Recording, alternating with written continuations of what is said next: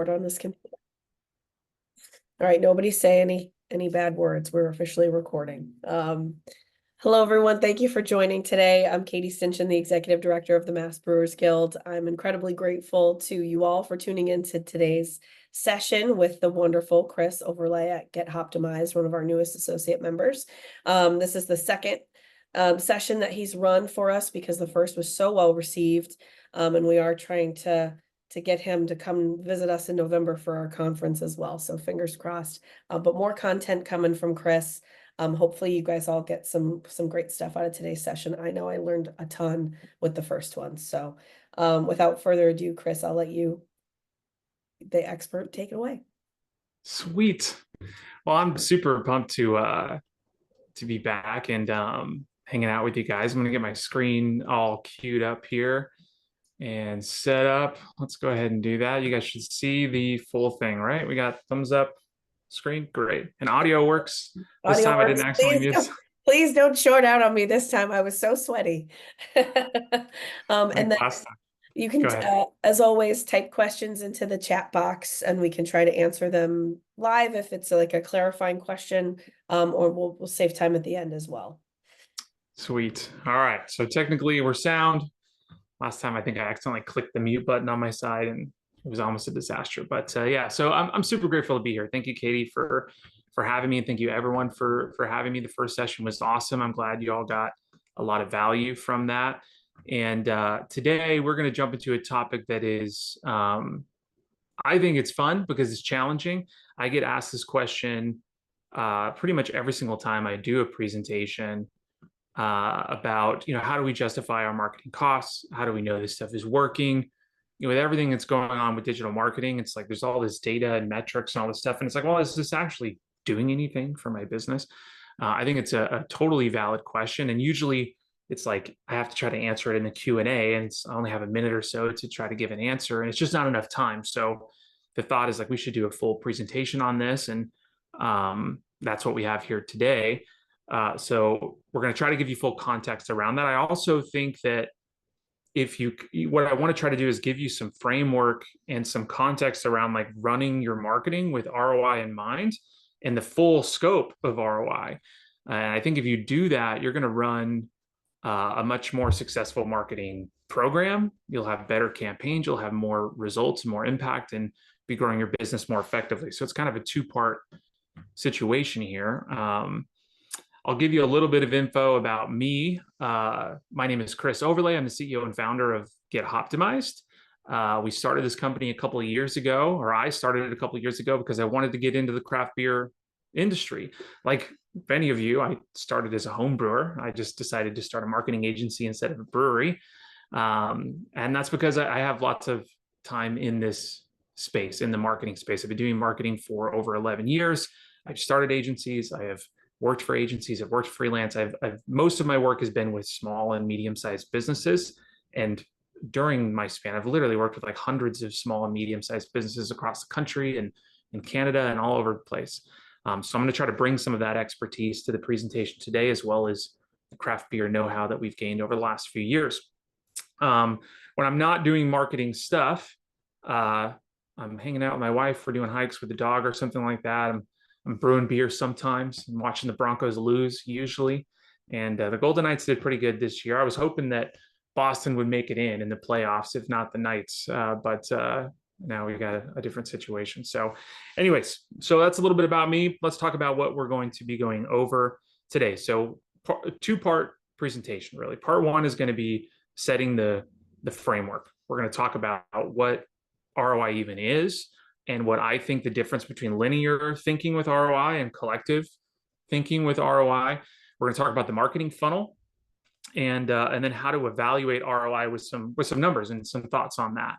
Then we're going to look at an example strategy. So we're literally pulling our plays from our playbook to show you how we do things and how we approach marketing strategy to try to give you this framework so that you can apply it to your own businesses and strategies as well. And then we should have some time for some Q&A towards the end as well. So, all right, let's get into it. So this first slide, really basic stuff.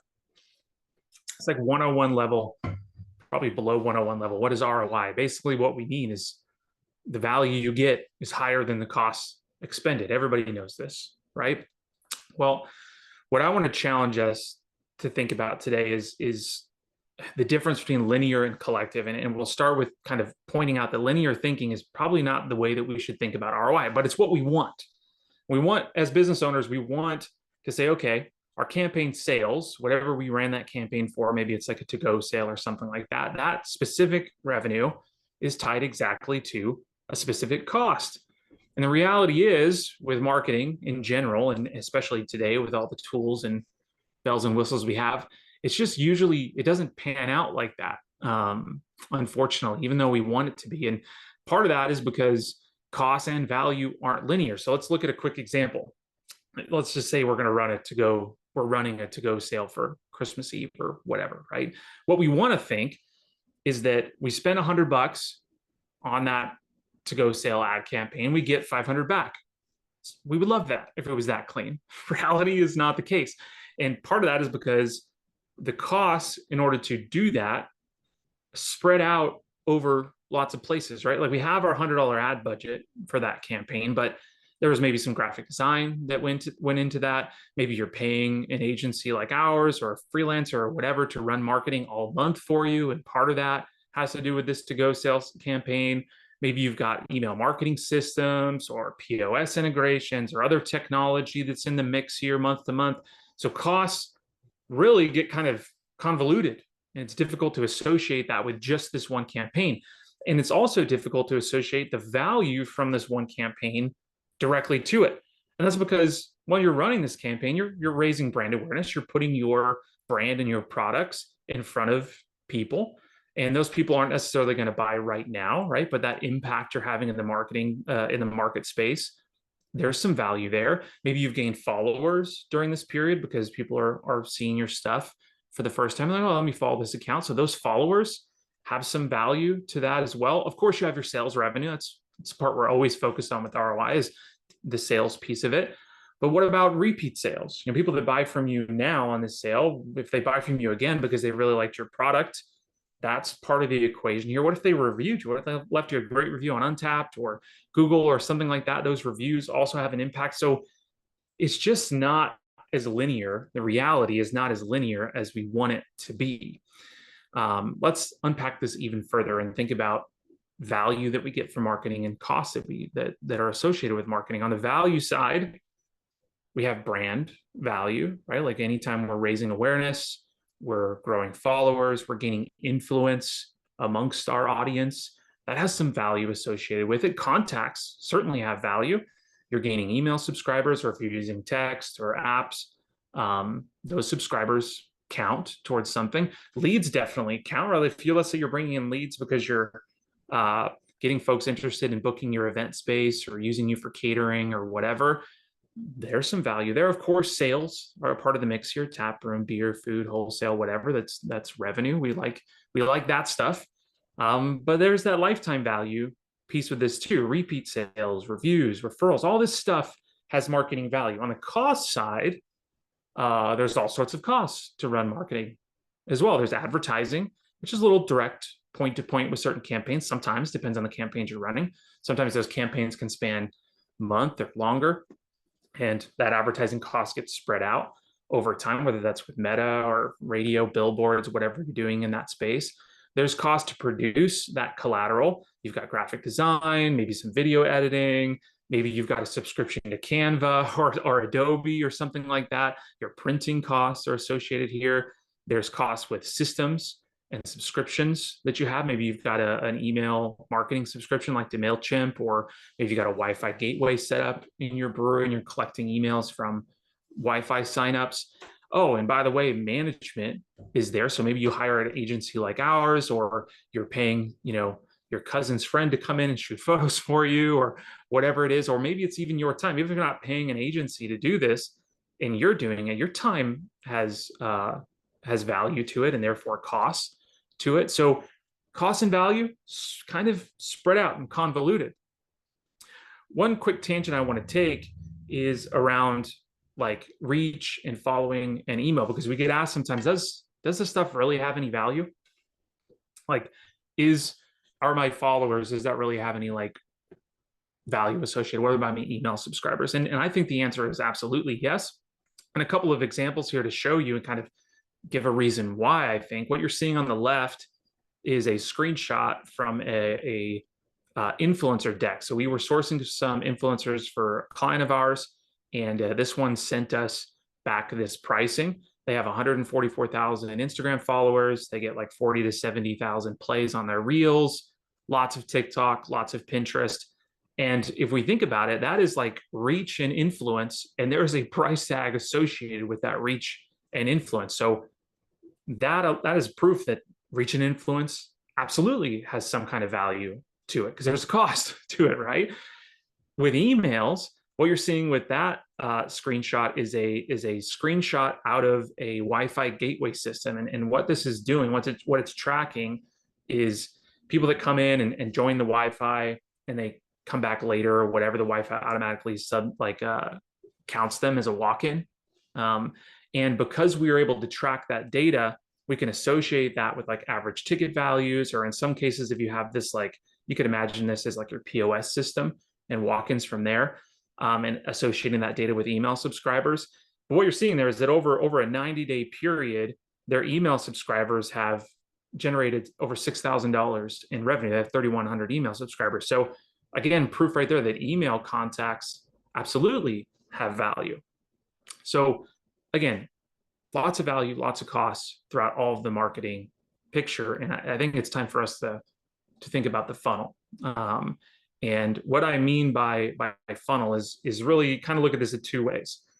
You have what this is, for folks maybe haven't seen this before, is kind of a picture of the psychological process that someone goes through when they're making decisions about buying a product, going somewhere. They have solutions, problems they need solutions for. You could also imagine that you have groups of people at every stage of this funnel. And when you're running a marketing strategy, part of the strategy is to try to move people through the funnel. At first, it's to get as many people as possible, the right people, into the top of your funnel, but then it's trying to move these people through the funnel. And when we start looking at value and costs across the funnel, I think this is kind of an interesting picture to consider. So on the value side, what we're aiming for in the upper parts of the funnel is we want to start with qualified awareness. I think that has value there. And what I mean by qualified awareness, by the way, is awareness among people that fit your target audience. If you're promoting your tap room, this is not just folks, this is craft beer drinkers within a 5 to 10 mile radius, probably around your tap room, maybe a bit bigger of a geo market if you have a more rural area, but in a more densely populated city, maybe it's a little bit smaller. And really it's the people that are most likely to buy your product. Not awareness amongst everybody, but that's why I say qualified awareness. And I think that absolutely has value. And as you work through the funnel, you start to measure value in different ways. Followers are kind of this in between of awareness and growth and trust building. As you start to build trust and grow your audience, you might be looking at subscribers and leads and engagement, and followers are part of that too. Everyone's favorite part of the funnel is the sales portion, and we could track value there really easily: taproom revenue, event revenue, wholesale revenue, merchandise revenue. All that could be thrown in there too. And then the funnel doesn't really end at sales. It ends at lifetime and repeat. So repeat sales, reviews, those are all things that help us bring folks back into the sales portion. Sometimes you could even say that like, you can imagine that pink dotted line coming all the way back up to like growing your audience, maybe if you're gathering emails at that stage, or you're reactivating people that maybe haven't been into the tap room in a while. So value, we kind of measure that differently throughout every stage of the funnel. Costs also kind of spread out differently throughout the funnel too. So advertising big at the top of the funnel. You're running ads to raise awareness with your qualified audience. You're also running ads to get people to engage with your stuff, to call them to action. Really, advertising, you could imagine that at a lot of stages, all the way through down to grow sales revenue. But you also have some graphic design there if you're running ads. Maybe you've got email systems that are more heavily leaning towards the upper parts of the funnel. Email systems are also important for your sales. Like if you're imagining you're pushing out your emails to bring people in for events, or to push a certain product, or whatever the case is, that's That's a cost associated with that, maybe on-site signage stuff. Kind of, there's different costs throughout every stage of the funnel. I have management there listed with a line because it's like management's kind of part of all of this stuff. If you're doing it yourself or you're hiring an agency, that management cost kind of gets spread throughout the entire funnel. I think it's valuable to look at your costs across the funnel, and we'll kind of come back to this concept throughout the presentation as well. But ultimately, what we care about is how do we measure this stuff? And what we usually tell our clients is at the end of the day, whatever we're doing with marketing, whatever we're running awareness, we're running call to action campaigns, engagement, whatever, you need to be making money. So let's look at some these are totally fake numbers, by the way. I have to be, as an agency, I have clients, and this is kind of protected information. So I can't pull up real numbers, but I think this picture is going to serve us for a couple of good examples of how to look at ROI and revenue numbers. Ultimately, what we're looking at is like revenue in and costs out. You have to be making more money than you're expending for marketing to work for you. But there's a few key points I want to make. Is one, marketing impact does take time and momentum. So I think it would be a mistake to just go 1 month at a time and say, okay, did it work this month? Well, because let's jump back up here to our funnel. If you're running marketing and you're raising brand awareness and you're growing your audience and engagement, that stuff isn't necessarily going to trickle down into sales right now. It's going to happen in the future, especially if you're, running this month to month to month over time, and folks aren't going to come in right now as much as we want them to. If we raise awareness with folks and tell them about our brewery, our tap room, whatever, they may come in over the next month, 2 months, 3 months, whatever, right? So it takes time for marketing to really start to grow and have an impact. We usually say that it's going to take us probably about 3 months, sometimes a little less, depending on how effective things work and how willing your audience is to come in. But this is going to take us a few months to get going. Comparatively, when we start comparing numbers, month to month comparisons can be really helpful. If we make more money this month compared to last month, that's good, right? We like that. However, that can sometimes be misleading. And then there's a couple of reasons why. Let's look at month 3 and 4 on this screen. Technically, if we just looked at month 3 compared to month 4, we didn't grow. We actually lost money by comparison compared to month 3. However, when we look at year over year data, it's a different story. Technically, in month 4, we actually had a better year over year metric. So I think that year over year numbers are especially helpful. Another way month over month numbers can be misleading is seasonality. We're all familiar with that in the brewery space. Let's say you're comparing like February to March.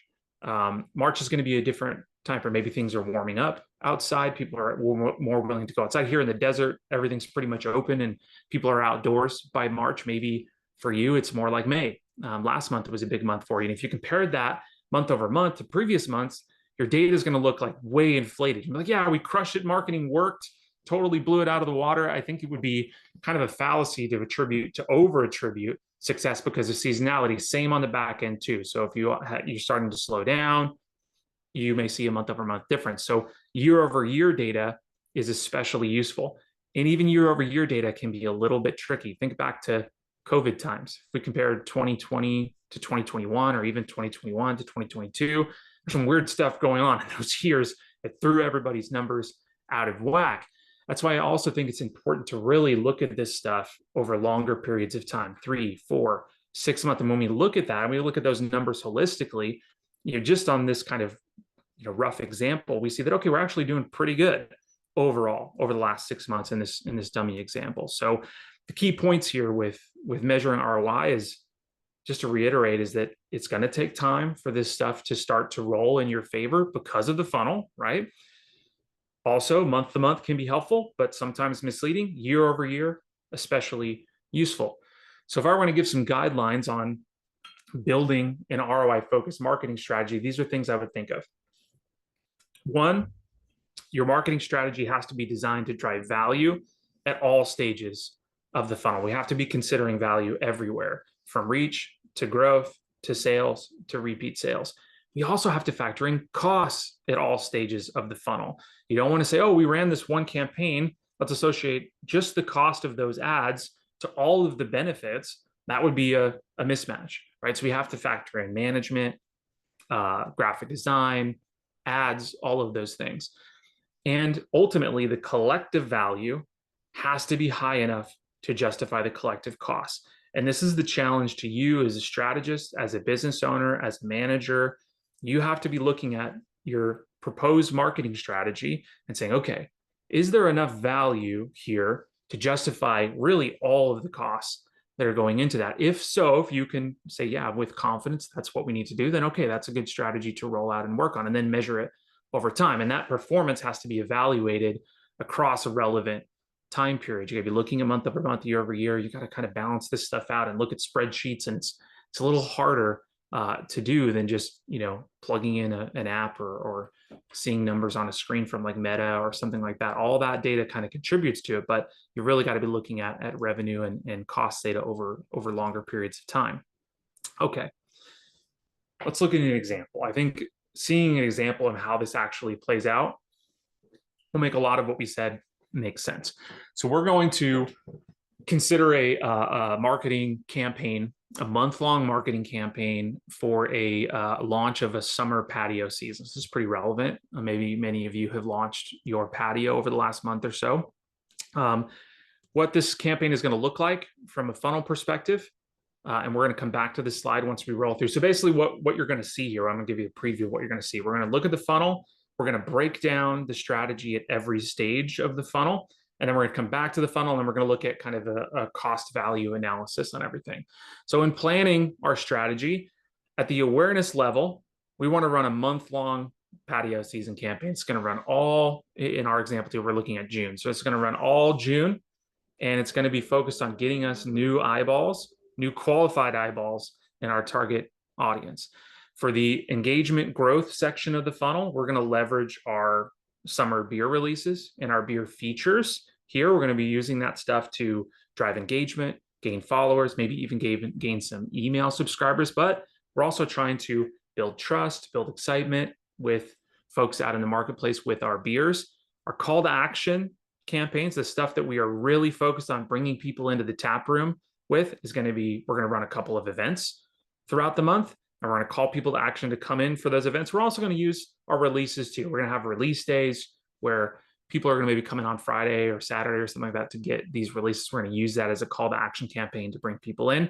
And then, and this is one of my favorite things to do, is to run a lifetime value campaign that is about bringing people back into the tap room. So we're going to try to drive repeat sales with a comeback campaign, inviting people back in the following month. So let's break this down, each section of the campaign.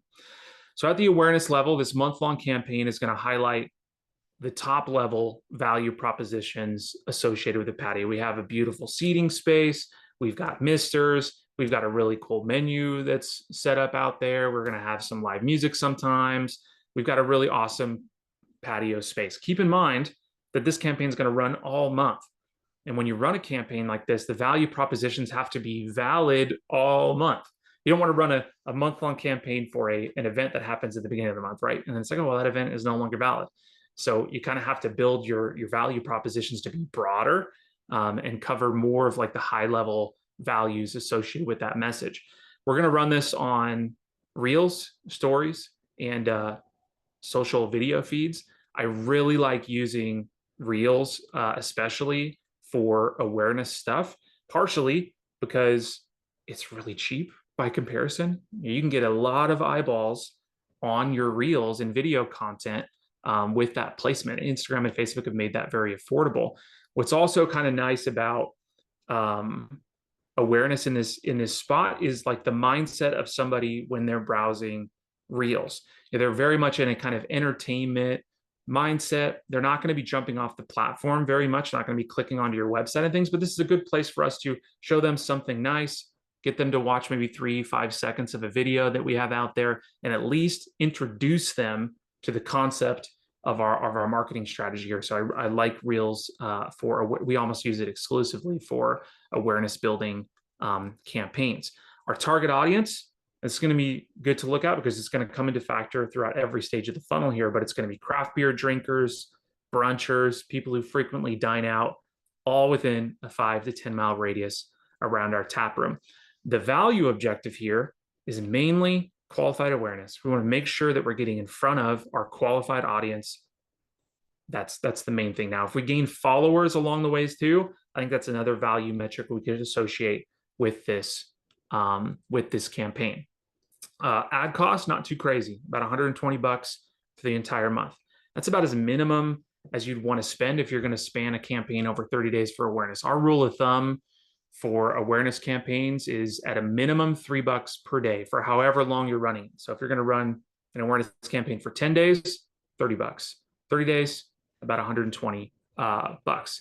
We're a little bit over on that. I think we're going to spend about $4 a day. I think 30 times 3 is 90, right? So we'll be a little bit more aggressive than that. So I guess minimum would be about $90, and it seems really light for a 30-day campaign. But anyways, you got my rule of thumb with that one is about $3 per day minimum. You can spend more than that if you have the budget or you have a bigger audience. But yeah, I won't go down that tangent. I could talk about this stuff all the time. So anyways, month-long campaign, patio, value proposition focused. The engagement section of this campaign is going to be focused on our beer releases and beer features, right? And what I mean by features, maybe this isn't a beer that's brand new, but it's relevant to the season. So maybe you've got your lagers that you usually have on tap, maybe your hazy IPAs start to shine here, but the message and the collateral is still relevant to the tap room, right? So the pictures we take of our beer are going to be out on the patio. Excuse me, not the tap room, not relevant to the tap room, relevant to the patio, because we're running a patio campaign. So as you can kind of see here, these examples, they're outside and they're showing off that patio again. It's kind of reinforcing that consistent message. The difference in the campaign here is that this is going to be primarily social posts, organic posts, and boosts on those posts. And this does something different. What this is going to end up doing is running your ads in the feeds as opposed to reels.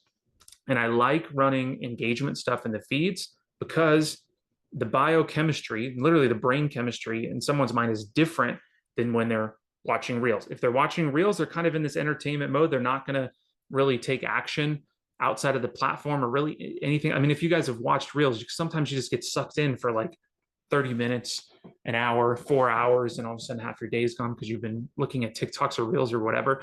With the feed, it's different. Folks are more in a discovery mindset. They're more willing to click into website pages. They're more willing to click into your account and follow you. They're more willing to read captions. They're just in kind of, their brain is in a more discovery mode. And we want that in the middle of the funnel because we're trying to drive engagement. We want followers. We want people to actually read and absorb this message about our beers and our beer releases. So we're going to leverage the feeds, and boosts are a great way to do that. Notice the audience is exactly the same. It's exactly the same audience.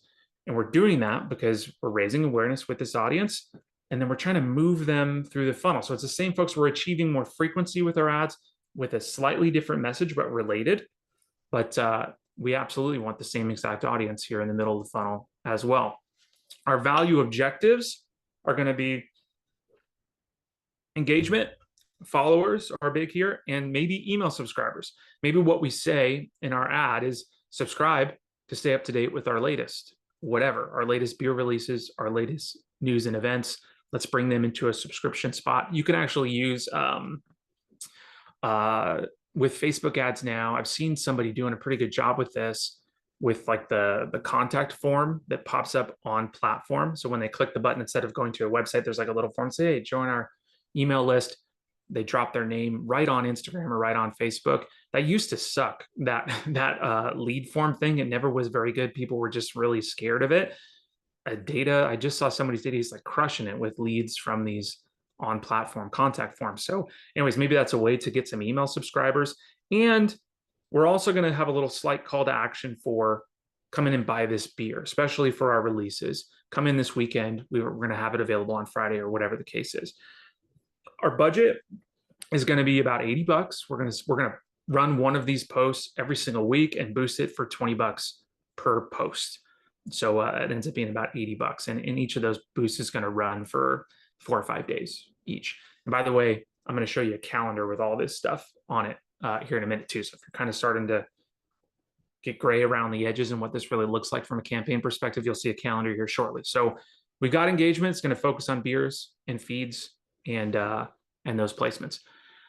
Let's talk about call to action and sales. What we're going to do here is we're going to focus on specific events. We're going to have 2 events throughout the month that are going to be focused on the patio. Those events could be anything you have out there. Maybe it's Boombox Bingo. Maybe it's a pizza night. You're going to have a food truck come. You're going to do wood fried pizza out on the patio.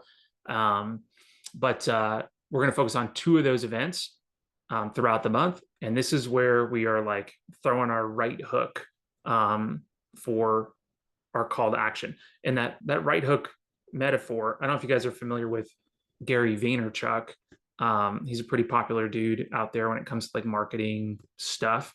Very cool to follow. He's kind of an entertaining guy too. But he wrote this book called Jab, Jab, Jab, Right Hook. And it's all about content marketing. And I'm going to poorly paraphrase this, but what kind of the premise of the book is that with content marketing, you want to be throwing jabs out there with your content, with entertaining content, engagement focused content, funny stuff, educational stuff. Then you throw your right hook, which is your ask for the sale, your call to action for the sale. You don't want to, if you're never going to win a boxing match if you're just constantly throwing right hooks all the time. And a lot of businesses do that. They're just throwing out stuff in their feeds. It's all sales focused and not enough content. So if you kind of imagine the top parts are funnel, it's kind of a little bit of jab, jab, jabby stuff. Your organic social content is jab, jab stuff.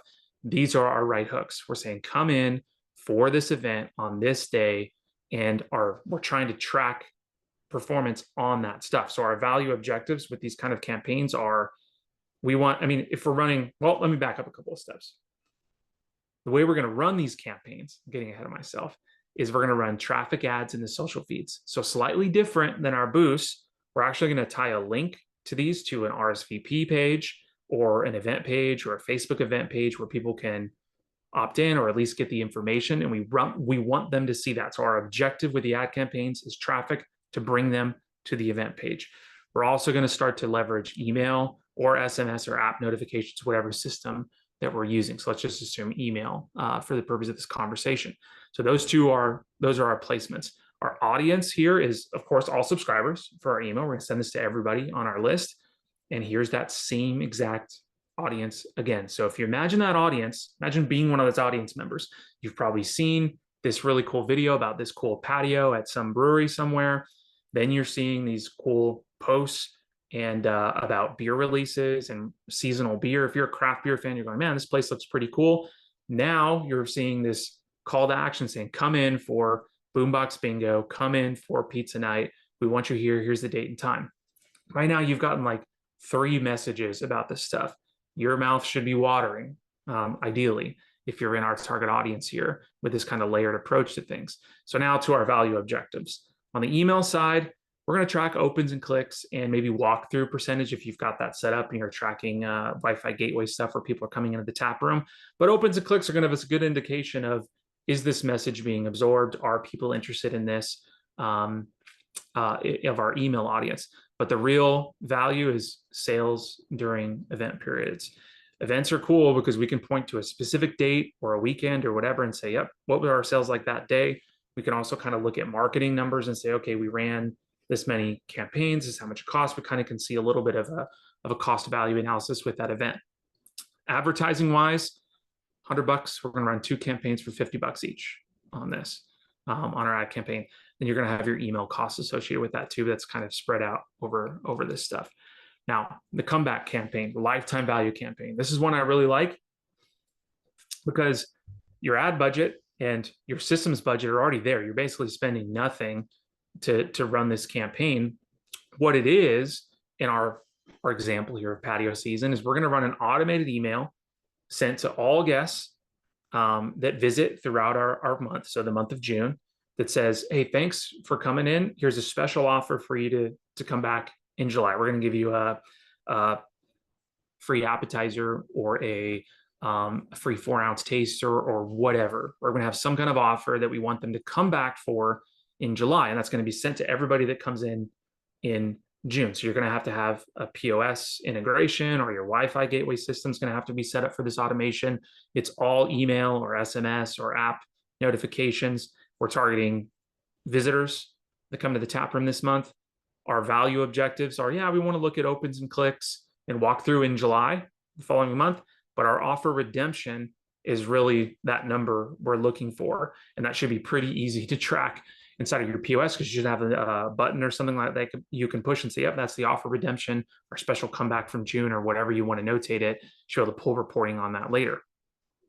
But again, I love this kind of stuff because it's like, man, you already have these systems in place, most likely. We just need to run it.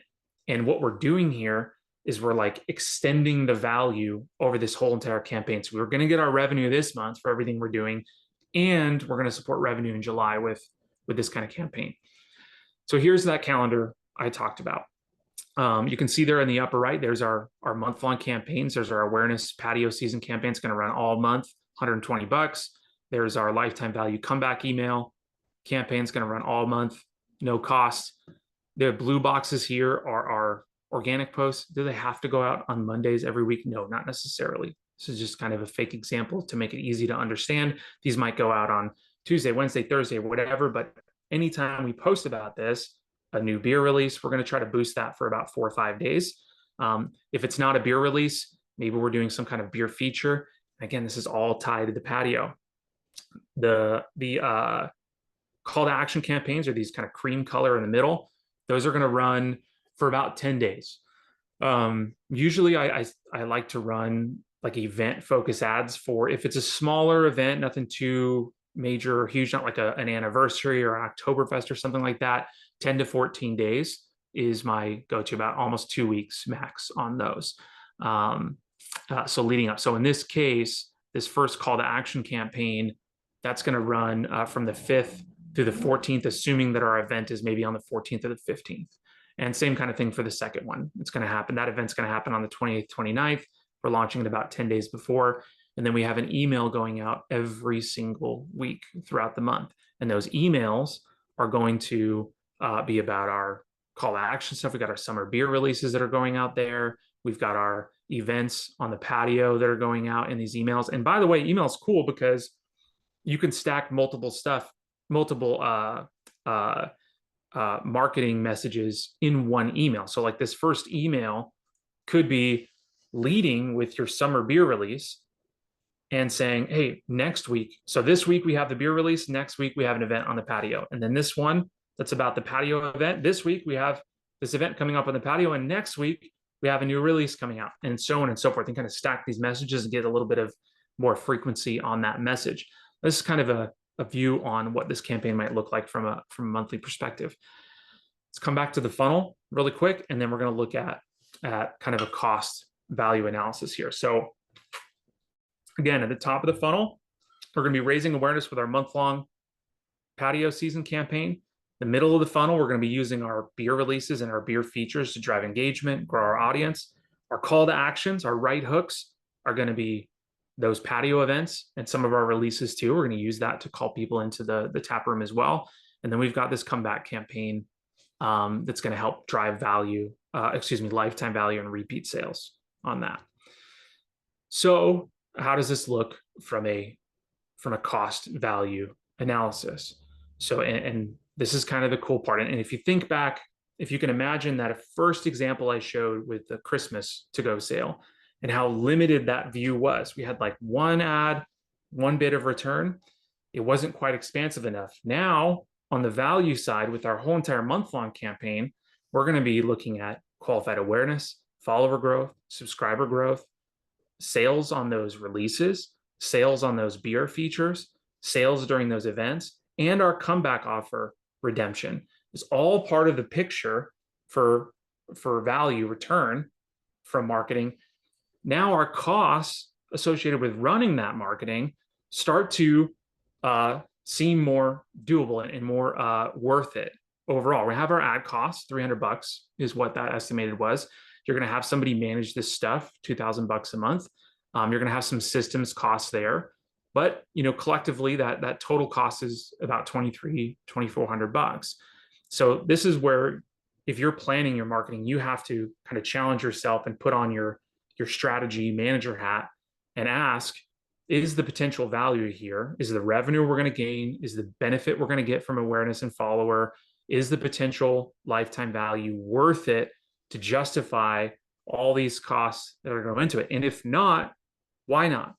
Is the call to action not strong enough? Do we not think that these events are going to bring people in strong? Is boombox bingo not that cool? Should we do something else? Are we already going to do good on Saturday? Should we be promoting a Thursday event instead to try to drive up more revenue? Oftentimes when we have our meetings every single month with our clients, a lot of ideas get thrown around. So let's do this, let's have this cool idea or whatever. And we try to challenge as well and say, hey, look, what's the real value of that campaign? What's the real potential? That's the real question, is what's the potential of that campaign? Do we really see it driving enough revenue for us? Because we're going to have to, in order for it to work, we're going to need to spend $100, $150 just on that one campaign. We're gonna have to do graphic design. We're gonna have to run emails. There's a lot of time and effort going to this. Would that money be better spent? That money and time be better spent on a more potentially profitable campaign? And if you think about your marketing this way, and you think about the return on those kind of campaign elements, and you're making decisions that are more potentially profitable, you're going to run a better marketing strategy over time. And sometimes you're going to have losses, sometimes you're going to have really big successes, and it's about trying to chalk up those wins over time and minimize those losses over time. So let's recap and then maybe jump into some questions here. So remember that an ROI focused marketing strategy, you're gonna try to drive value and consider value at all stages of the marketing funnel, from awareness to growth to sales and to lifetime value. You also have to factor in all the costs associated with the marketing funnel, from ad design, graphic design, management, advertising expense, so on and so forth. And that collective value is what you're going to measure against the collective costs. And it has to be high enough to justify. You got to put on your strategy hat and say, is this worth it for us to do all this stuff? And like, I think that you could answer this question of like, should we just run this one marketing campaign and that's it? I think the answer to that question is probably not, because there's all this other value you're going to associate with, and there's a lot of other costs. So you got to kind of think bigger campaign strategy with this stuff too. And when you're evaluating that performance, we want to try to evaluate that over relevant time periods. Just in the example we gave about the patio season, there's going to be value gained in July alone from our comeback campaign. The awareness we gain about our patio in June, that's going to trickle into July as well. So we, at the very least, we got to be looking at revenue and costs from June and July collectively. And if you continue to run marketing in July and so on and so forth, that's going to kind of roll into the following month. So you've got to have a more open time period, and looking at those metrics over that time, and revenue and costs and those kind of things. Hopefully I've done a pretty good job of answering this question. It's a very difficult question to answer and probably warrants a lot more discussion on things. I'm certainly happy to open up my calendar if you guys want to scan that QR code or mark down that URL. Totally free thing. I do this for you because we're part of the Mass Brewers Guild, and we're happy to set aside that time to answer more questions for you. Not a sales thing at all. I just want you to have your questions answered. So feel free to book some time on there, or check out our content on our website. We've got a lot of great stuff out there too. I'm excited to see what kind of questions y'all have for things. So I'll leave this up for a second, but Katie, if you want to jump in, maybe we can DJ some questions or whatever. Absolutely. Who's got questions? Hopefully folks aren't being shy. I appreciated your kind of rule of thumb for spending. I know that for me, I'm always like, sure, Meta says $30. I'll just do what they tell me to do, So it's always helpful to kind of have a frame of reference and know what the pros are doing. So thank you for that. And it's, you got to kind of watch your own data too. And that's our rule of thumb, right? Is about $3 minimum per day for an awareness. Our rule of thumb for like engagement and traffic is about $5 per day. So if you remember back to our example, we said that a boost is going to run for about 4 to 5 days, and our budget was about $20. So we're spending about $4 or $5 per day on that. And again, that's about, that usually works out for a tap room audience, about 5 to 10 miles around a tap room. When we start thinking about wholesale, or if you have multiple locations, or a very competitive market, or a very large, if you're in the middle of Chicago, your budgets are probably going to have to be higher because there's just more people in that audience. yeah. So, but our rules there are typically $3 a day for awareness, and $5 a day for traffic or engagement at a minimum. Now, if let's say uh, you're late to the game, you're like, man, we really need to boost our event this week. We only have 5 days to run it, and Chris said you got to have 10 to 14 days. Don't sacrifice not running. I mean, you absolutely need to get something up right now if you have any hope of driving in people for that event that's coming up this week. Let's say it's Monday and you're trying to get people there on a Saturday. Just think about your budget now. So instead of running $50 over 10 days, you're going to run $50 over 5 days, and it's going to crank really hard this week. I think it's better to have a little bit more time because people take time to make decisions. With a 10-day campaign on an event, you're getting that weekend period where, husband's talking to wife. They're like, oh, what do you want to do this weekend? Boyfriend and girlfriends are talking. People are thinking about, it's like, oh, I'm not around this weekend, but next weekend I could plan for it. Then they're in work. They're telling their friends about it. You're kind of like, it's like instigating or I guess instigating or starting up these potential conversations out there with folks when they're deciding on what to do with the longer campaign run. When we run bigger events, like an anniversary or an Oktoberfest, it's like a 30 to 45 day, maybe even 60 days out, depending on how competitive it is, and much bigger budgets. If you think about your $5 per day minimum on a 30-day campaign, that's what, $150 on that one at least, for just traffic, not including any kind of awareness you're going to stack on top of that too. So yeah, tangent. Yes, definitely. Who else has questions for Chris? I have a question from another fellow Chris. Yeah.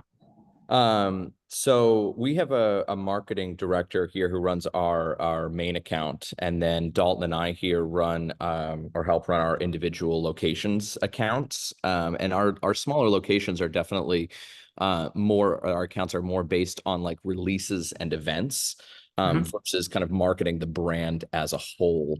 And so I don't think that I've ever spent, I know my bosses occasionally like swooped in and spent some money to promote some of our posts, but by and large, most of ours are kind of like, hey, this is the beer that's out. Hey, this is the event that's happening this week. Hey, this is the food special. With, only, smaller accounts like ours that really only have like that 4,000 or 5,000 follower kind of, realm, as opposed to the big ones that have got like, 50, is paid advertising still ever a worthy investment on those kinds of numbers? Or, are they still really like still pick and choose and really pick a campaign that's actually going to go further? Yeah, I think paid advertisements are absolutely part of the picture. And you may only have 4,000, 5,000 followers, but how big is your potential target audience? And because you have your followers, if you're just posting organically, you can look at your reach numbers and look at this. Your reach is never going to be high enough to really try to grow the business. So you have to find ways to get in front of more people within your target audience. And an awareness campaign that's kind of more brand level can help with that.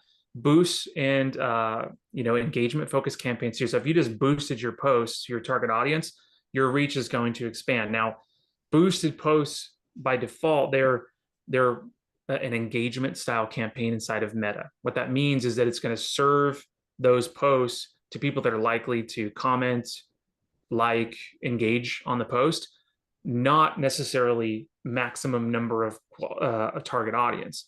And that's just how they run. So if you're really trying to get more market share, you have to run ad campaigns that are designed more for the top of the funnel awareness, impressions, reach, 3-second video views, these kind of things. And really you'd want to run both. Your budgets might be a little smaller because maybe your audience just isn't as big. You don't have the potential for maybe your tap room isn't as big. Like you couldn't, even if you reached all those people and brought them all in, they'd have a terrible time because you're slammed out the doors. It'd be maybe amazing for that one day, but maybe not in the future. So you kind of got to gauge those things and how much you want to spend. Maybe you have just a smaller audience, you don't have to spend as much, but I'd say absolutely you got to be running some paid campaigns with a brand that has multiple locations too. By the way, you can kind of spread those dollars around. You could create a target audience that is made up of all of your locations and say, okay, as the brand level, I'm going to push out the brand stuff. That's going to be my responsibility as the franchise guy or the main ownership account. But then my individual locations, they're going to be focused on boosting posts and working the middle of the funnel. As the brand, I'm going to work the top. individual locations are going to work the middle and call to action and lower portions of the funnel. That's a great way to make that work. In fact, we have a few accounts that we do that exact same thing for. And it's kind of nice. You can spread, and from a brand level, you're spreading those dollars wider, and it's almost more effective that way, from just a cost perspective. But anyways, hopefully I didn't get too far in the weeds. Does that make sense? Answer your question? Yeah, it does. I mean, I think that we both have experienced too the entertainment value of posting about a new beer, and 4 minutes later somebody shows up and gets the beer, and we're like, oh wow, and they're like, yeah, I saw it on Instagram, and it's like, okay, great, that's awesome, and Yeah. you'll go back and it has 0 likes still, an hour later, and you're like, okay, so everyone's seeing it. No one really engages with things as often as they do, but it's always nice to see that, that instantaneous turnaround. But then you're kind of like, all right, well, could I get the best of both worlds? But I guess I'll take the dollar spend at the end of the day. That's the goal. But it's still just funny to be like, oh wow, that food special sold great, and it got 12 likes over 4 days, and we're like, I'm glad everyone saw it and enjoyed it, but it doesn't always give you the same I guess like pat on the back for your actual work on online. But hey, if people are buying it and people are spending it, then that's what's ultimately mattering. And you bring up a good point too, is that when you have specific messages go out and people are coming in, they're saying, oh, I've heard about this thing. I mean, it's awesome when you have that. And people are like, yeah, I saw it out there and I came in specifically for that thing. A lot of it doesn't happen that way. People will say, oh, they have a cool burger, they have a cool beer or whatever. I got to go in and check that out. Maybe they do come in eventually. Maybe it was the ad that brought them in, but do they remember what beer it was? Sure, your craft beer dudes that are like, I heard you have this with mosaic hops, and I love all beers that have mosaic hops, et cetera, et cetera. But like other folks that are more casually involved, they might oftentimes they're not going to remember that stuff. So it's about hitting them again and again. And that's why tracking that performance from a like tracking that marketing impact is hard, because it took 3 posts and an ad to eventually have enough impact on their brain to bring them in and motivate them in here. Which is kind of coming back to those call to action campaigns too. If you're running the awareness and you're saying, all right, I'm kind of introducing my brand with folks, I'm getting them to see my beer releases, my food features, whatever, then I'm calling them to action. Maybe I've finally motivated to come in because we're going to have a band here and we're going to have a cool thing going on. And that's what eventually brings them in. But would they have come in if they didn't already have some kind of like affinity and relationships starting to build with your brand without some of that other stuff? Or would it be more impactful that way? Probably, yeah. And we tend to see it that way. So the whole funnel kind of works with that. And it's kind of wishy-washy too. People are moving in and out of this stuff all the time. Consumer psychology is a weird thing. But yeah, so yeah, I'm glad you're seeing some of that. But I guess to come back to your point, the post about a specific offer, if you can see that trickle in 1-to-1, that's pretty cool. Some folks ask, at the bar, they're like, hey, how'd you hear about us? Oh, it was Instagram. Oh, it was Google. I just found you on. That's a cool question to ask if you could keep track of it. But often it's not easy to ask that all the time, right? Yeah. What other questions we got? Hi, Chris. Hey. My name is Kate Preston. I'm from Jack's Abbey. I was wondering if you could kind of talk on the other side. So we've had some good success doing paid advertising on social media, Google Ads for the beer hall side. And it's more easy to say, okay, we spent X amount of dollars and we got X amount of return, because we can kind of see those dollars right through our beer hall. We've been doing some tests with out in the market, and it's not as easy to say, okay, this person saw our ad 3 times and then they went to their local liquor store and picked up House Lager. Do you have any advice and what you would suggest on that side of ways that we can say, we spent X amount of dollars and, here's where we can see some of those returns? Yeah, so wholesale is a different monster, and it's because our ability to see real-time sales is tricky. Now, from what I understand, there's some technology out there that's pretty good about tracking this stuff. I haven't had a whole lot of experience with, like, I forget some of the names of it, that's able to kind of draw some lines between where you're having sales pick up, they kind of connect into your distributor engines or something like that. But what we do on the wholesale front is we get really specific with geolocations. So we'll say, okay, we're going to put a 1 mile geo bubble around certain locations, maybe 10 of these zip codes or 10 of these locations. And we're going to run ads over those 10 locations. And if we think about the funnel here, I'm going to go in a couple different directions and try to tie this together. Think about the funnel. Really what you're doing with wholesale advertising is impacting the top and maybe the middle of the funnel. So awareness and engagement and kind of trust building. The bottom of the funnel is kind of invisible to us because we're missing the sales tracking. So, and it's delayed really, because you're going to get those reports back in a month, 2 months. You're going to see pickup over a 3-month period. So what we kind of just say, let's run ads. Let's build a campaign that's going to run over a month, 6 weeks, 8 weeks, over very specific locations, and then watch the sales data over those locations and compare them to the ones where we weren't running ads, and see what the difference is in those markets specifically. And that's ultimately a way for us to monitor marketing performance there. But you got to be specific with those locations, and then you can look at the data over time. That's helpful. Thank you. Yeah. But yeah, and what's also tricky about it too is there's like laws in place that say you can't, list certain brands. Like you couldn't run an ad over like one Whole Foods location. So come into Whole Foods today, you get in trouble for that kind of thing. It's like a 3-brand minimum, the rule of 3, as it's kind of referred to.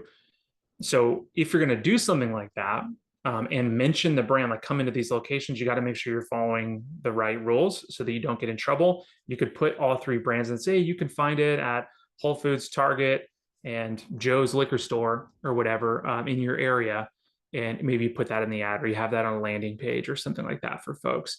But just don't get yourself in trouble by calling out a specific location if you can or can't. Every state's a little different with this stuff too.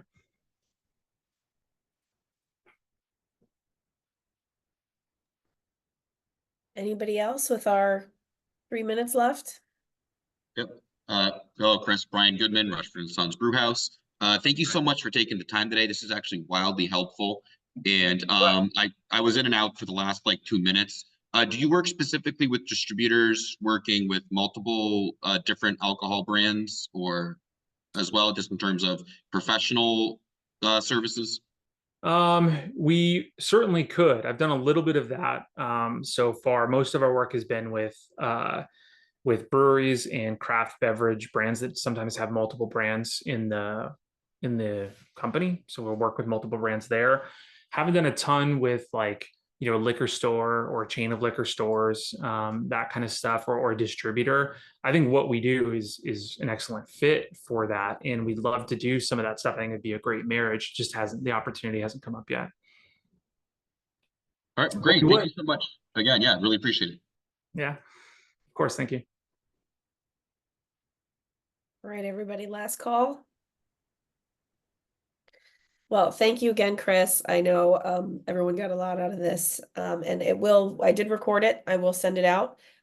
Chris will send me the deck, and then I'll send everybody who registered a package so that you can refer back to this and reach out to Chris with any follow-up questions. I'm sure he'd be glad to help you if you are in need. So thank you all so much, and specifically to you, Chris, for all of your knowledge and expertise today. We're super grateful. Pleasure's mine. Thanks for having me. Take care, everybody. Enjoy your week. Avoid the pollen.